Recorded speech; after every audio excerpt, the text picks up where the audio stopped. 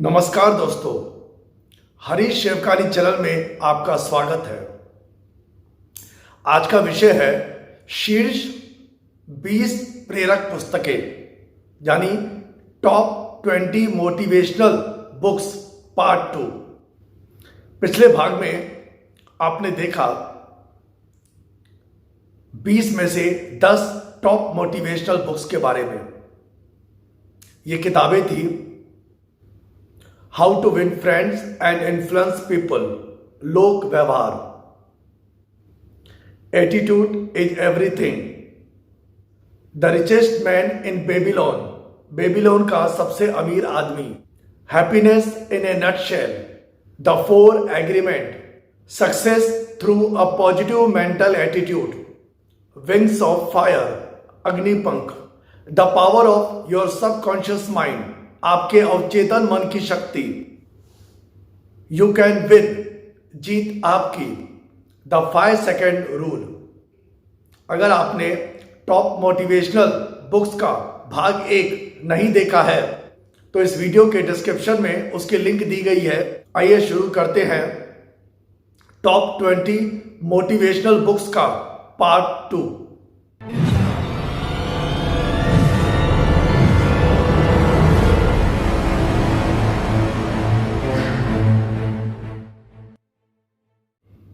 Number 10 पर है David जे Swarts की the magic of thinking big, बड़ी सोच का बड़ा जादू। इस पुस्तक में लेखक कहते हैं हमेशा बड़ा सोचें, क्योंकि जब हम बड़ा सोचेंगे तो बड़ा काम करेंगे। कई लोग एक्सक्यूज देते हैं, कई लोग बहाने बनाते हैं कि उनकी उम्र ज़्यादा है, वो गरीब है, उनके पास एजुकेशन नहीं है। ऐसे कई बहाने बनाकर वो अपनी प्रगति को रोकते हैं। कई लोग टालमटोल यानी प्रोक्रेस्टिनेशन की आदत से भी परेशान होते हैं। इस किताब में और भी बहुत सारी बातों के बारे में बताया गया है, जैसे हम कभी भी अपने को दूसरों से कंपेयर ना करें, जीतने का विश्वास बनाए रखें। लेखक कहते हैं कि भाग्य और किस्मत नाम की कोई चीज होती ही नहीं। हम अपनी किस्मत, अपना भाग्य खुद बनाते हैं। इसीलिए मेहनत पर विश्वास करें, अपनी ताकत पर विश्वास करें, अपने आप पर विश्वास करें, न कि भाग्य और किस्मत पर। नंबर 9 पर जो किताब है वो है रोंडा ब्रायन की मैजिक, जादू। लेखिका ने इस किताब में ग्रेटिट्यूड यानी कृतज्ञता के बारे में बताया है। ग्रेटिट्यूड यानी कि दूसरों को धन्यवाद देना। हम धन्यवाद क्यों देते हैं? क्योंकि सामने वाले ने हमें कुछ दिया। जब हम बार बार किसी को धन्यवाद देते हैं तो इसका मतलब यह है कि हमें ऐसा लगता है कि हमें ज़्यादा मिल रहा है, और जब हमें बार बार ऐसा लगता है कि हमें ज़्यादा मिल रहा है तो हमारा जो सबकॉन्शियस माइंड है वह इस बात को पकड़ लेता है और फिर हमें बहुत ज़्यादा सुख, समृद्धि और जो हम चाहते हैं वो हमें मिलता है। आप पानी को धन्यवाद दे सकते हैं जो आपकी प्यास बुझा रहा है। आप भोजन को धन्यवाद दे सकते हैं जो आपकी भूख मिटा रहा है। अगर कोई व्यक्ति आपको किसी प्रकार से छोटी या बड़ी हेल्प करता है तो आप उसे धन्यवाद दे सकते हैं। फिर आपको मैजिकली, जादुई तरीके से वो सारी चीजें, वो सारी बातें मिलेगी जो आप चाहते हैं।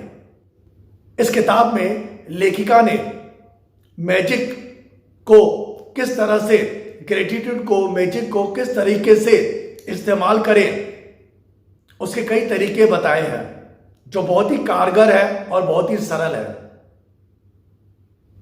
8वें नंबर पर है रॉबर्ट टी कियोसाकी की किताब रिच डैड पुअर डैड। इस पुस्तक में बताया गया है कि कई लोग, ज्यादातर लोग एक ही इनकम सोर्स पर डिपेंडेंट होते हैं, लेकिन अमीर लोग अपने इनकम के कई सोर्स बनाते हैं और जब उनको और इनकम होती है तो वो अपना इनकम इन्वेस्ट कर देते हैं और एक नया सोर्स इनकम का बना देते हैं। इस किताब में लेखक कहते हैं कि अपनी नॉलेज को बढ़ाएं, अपनी स्किल को बढ़ाएं, जानकार नॉलेजेबल लोगों के साथ रहे जिससे आपका ज्ञान भी बढ़े। इस किताब में लेखक ने एक्टिव और पैसिव इनकम के बारे में भी बताया है। इस किताब में लेखक ने बताया है कि असेट्स और लायबिलिटीज को कैसे पहचाने और किस तरह आप अपनी असेट्स को यानी संपत्तियों को बढ़ा सकते हैं और किस प्रकार आप अपनी लायबिलिटीज को कम कर सकते हैं। नंबर 7 पर है नेपोलियन हिल की थिंक एंड ग्रो रिच।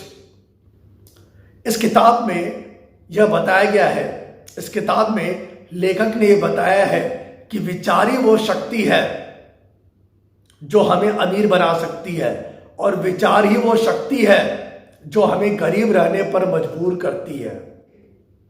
अपनी इच्छा को इतना मजबूत बनाइए कि सफलता आपको मिले ही मिले। लेखक कहते हैं कि हमारे दिमाग की, हमारे मस्तिष्क की, हमारे माइंड की कोई सीमा नहीं है, कोई बॉर्डर नहीं है।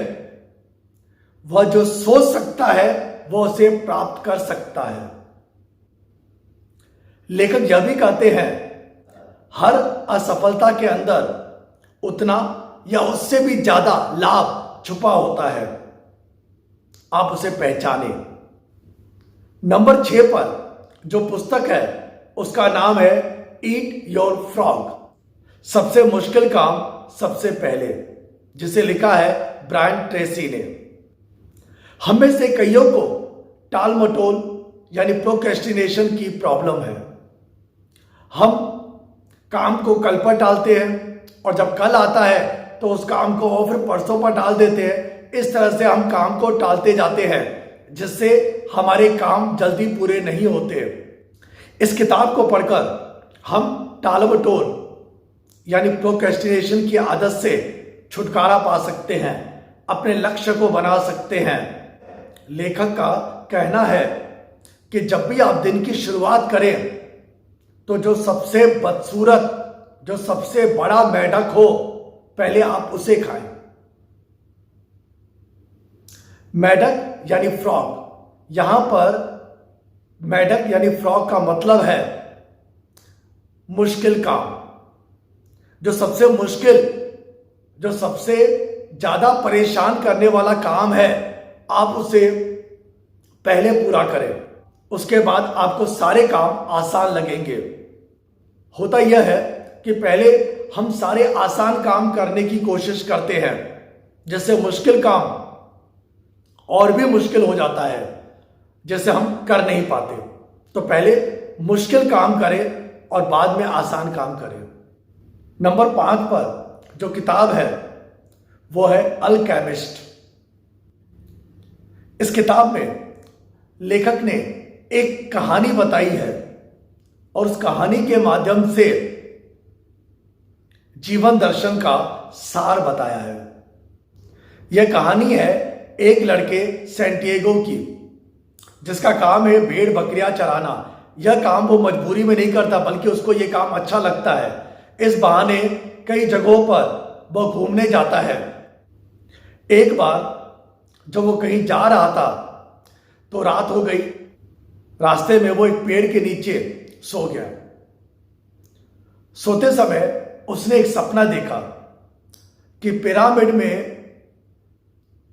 पिरामिड के पास में खजाना दबा हुआ है। अचानक वो उठ बैठा।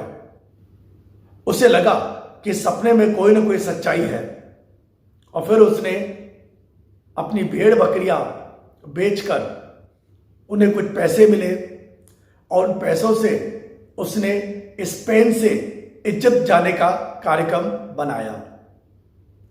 और फिर रास्ते में कितने संघर्ष हुए, कितनी बाधाएं आई और उस संघर्ष को, उस बाधाओं को कैसे सैंटियागो ने पार किया, बड़ी रोचक शैली में लेखक ने इस पुस्तक में बताया है। और बाद में जब वो इजिप्ट पहुंचा और वहां पर पिरामिड के पास में जब वो खुदाई कर रहा था तो उसे कुछ गुंडों ने, लुटेरों ने पकड़ लिया। और जब उसने अपनी पूरी सच्चाई, उसने अपनी पूरी कहानी उन गुंडों, लुटेरों को बताई तो उसमें से एक लुटेरा जोर जोर से हंसने लगा। उसने कहा कि कोई सपने पर भी यकीन करता है? अब देखो, मुझे भी सपने आते हैं कि एक लड़का है जो स्पेन में भेड़ बकरियां चराता है और जिस पेड़ के नीचे वो सो रहा था उस पेड़ के नीचे खजाना दबा हुआ है। तो क्या मैं सपने पे यकीन करके स्पेन आ जाऊं? तभी उस लड़के ने सोचा कि अरे, ये तो कितनी विचित्र बात हो गई कि खजाना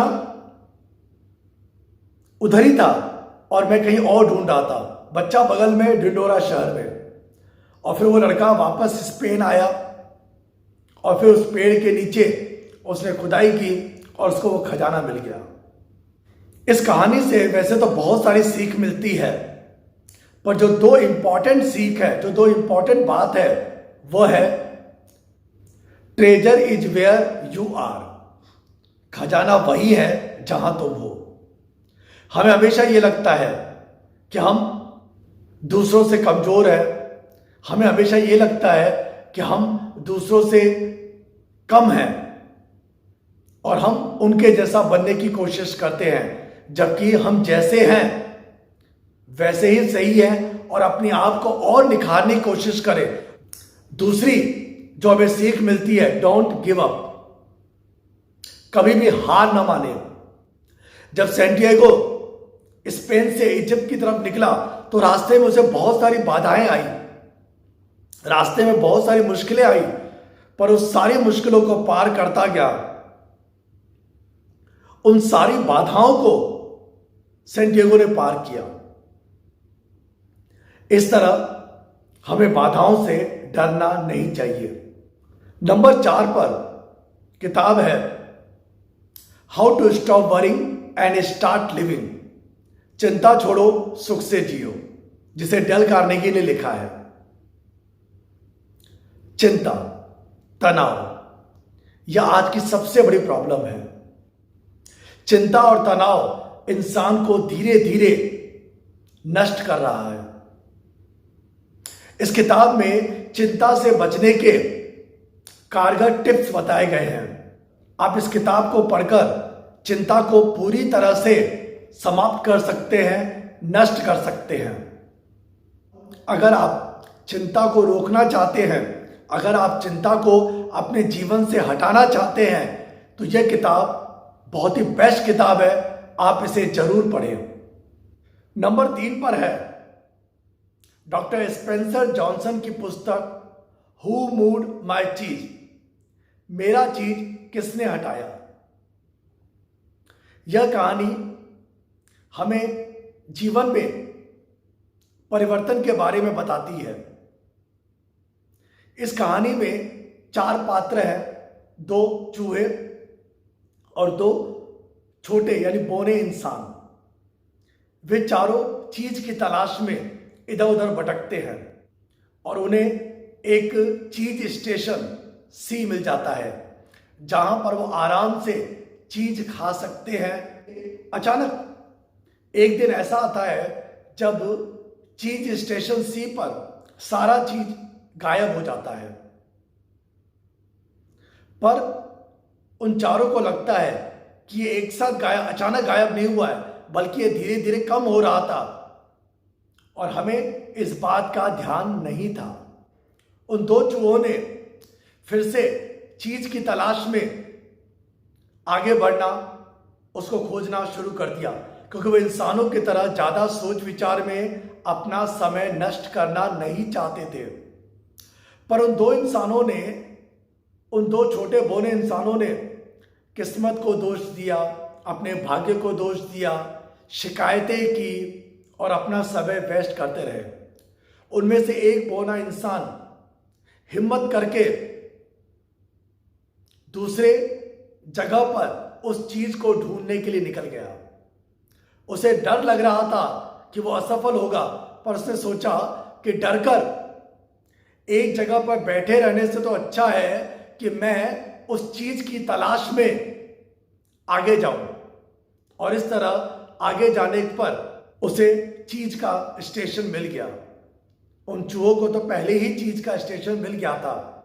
तो यहां पर यह पुस्तक हमें जीवन में परिवर्तन के बारे में बताती है।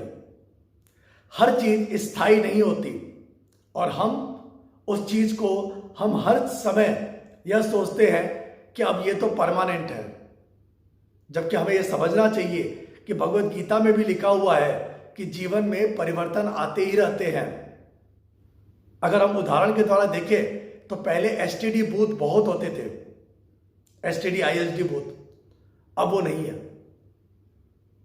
समय परिवर्तन हो रहा है, समय में परिवर्तन हो रहा है। ठीक इसी तरह हमारे कामकाज में भी परिवर्तन हो रहा है। तो उस समय हमें भापना चाहिए, हमें ध्यान देना चाहिए कि कब हमारे कामकाज में परिवर्तन हो रहा है। और अगर कामकाज बंद हो जाए तो हमें उन दो छोटे चूहों की तरह, हमें उन चूहों की तरह बिना सोच विचार करे दूसरे काम की ओर बढ़ जाना चाहिए, न कि हमें उन दो इंसानों की तरह, उन दो छोटे बोनों की तरह किस्मत पर दोष देना, भाग्य पर दोष देना या फिर शिकायतें करने में अपना समय वेस्ट करना चाहिए। किस तरह परिवर्तन को समझना और किस तरह उस परिवर्तन के अनुरूप कार्य करना, यह पुस्तक बहुत ही रोचक शैली में, बहुत ही अच्छी भाषा में एक कहानी के माध्यम से बताती है। यह किताब बहुत छोटी किताब है। इस किताब को आप अवश्य पढ़ें। नंबर 2 पर है जेम्स एलन की किताब एज ए मैन थिंकेथ, जैसा मनुष्य सोचता है। यह किताब आज भी सेल्फ हेल्प बुक्स की नंबर 1 किताब मानी जाती है।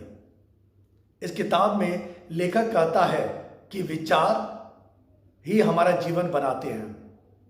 यानी अगर विचार अच्छे हैं तो इंसान अच्छा बनेगा, विचार बुरे हैं तो इंसान बुरा बनेगा। पॉजिटिव विचारों वाले पॉजिटिव होते हैं, नेगेटिव विचारों वाले हमेशा नेगेटिव रहते हैं। तो हमें अपने मन को पॉजिटिव बनाना है, हमें अपने विचारों को पॉजिटिव बनाना है। और वो कैसे बनाएं, और उन पॉजिटिव विचारों से, पॉजिटिव सोच से हम अपने जीवन में किस तरह पॉजिटिविटी ला सकते हैं, इस किताब में बहुत ही सरल भाषा में, बहुत ही रोचक शैली में यह बताया गया है। नंबर 1, जी हां, नंबर 1 पर है रोंडा ब्रायन की फेमस किताब, जिस पर एक फिल्म भी, एक डॉक्यूमेंट्री फिल्म भी बन चुकी है। उस किताब का नाम है द सीक्रेट, रहस्य। यह किताब लॉ ऑफ अट्रैक्शन यानी आकर्षण का सिद्धांत के बारे में बताती है। किस तरह हर चीज लॉ ऑफ अट्रैक्शन के थ्रू हो रही है। और वो लॉ ऑफ अट्रैक्शन आता है हमारे विचारों से। जैसा हम अपने दिमाग में सोचते हैं वैसे ही होता है। और यह सोचना, यह फीलिंग करना किस तरह से हमारे जीवन को बदलता है, यह इस किताब में अच्छी तरह समझाया गया है। लॉ ऑफ अट्रैक्शन के बारे में अब तक जितनी भी किताबें आई हैं उनमें यह किताब नंबर 1 पर है, टॉप पर है। आप इस किताब को पढ़कर अपने जीवन के हर क्षेत्र को बदल सकते हैं। इस किताब में बताया गया है कि आप किस प्रकार किसी भी चीज को पा सकते हैं। इन किताबों को आप अपने शहर के किसी बुक स्टोर से खरीद सकते हैं, या अगर आप इसे ऑनलाइन, अगर आप इन किताबों को ऑनलाइन पढ़ना चाहते हैं तो गूगल प्ले स्टोर या अमेजॉन किंडल पर इन किताबों को पढ़ सकते हैं। या फिर अगर आप ऑनलाइन इन किताबों को मंगाना चाहते हैं तो अमेजॉन, फ्लिपकार्ट ऐसे बहुत सारे ऑनलाइन स्टोर हैं जहां से आप इन किताबों को मंगा सकते हैं। धन्यवाद।